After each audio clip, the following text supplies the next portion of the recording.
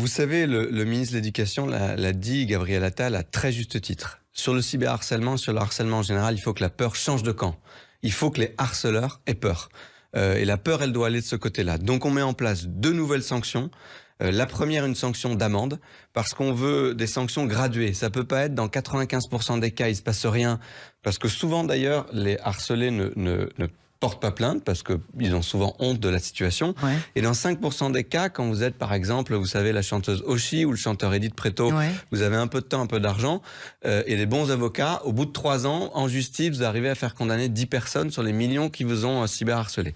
Et donc, il faut des sanctions graduées que la police doit pouvoir mettre, et c'est ça le principe d'une amende.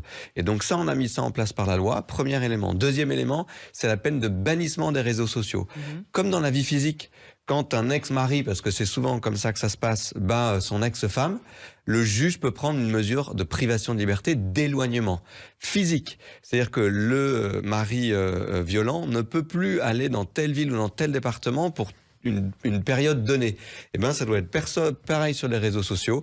Si vous avez été condamné pour cyberharcèlement, vous devez pouvoir être banni de Facebook, par exemple, si vous avez cyberharcelé sur Facebook, pendant 6 mois ou 12 mois en cas de récidive.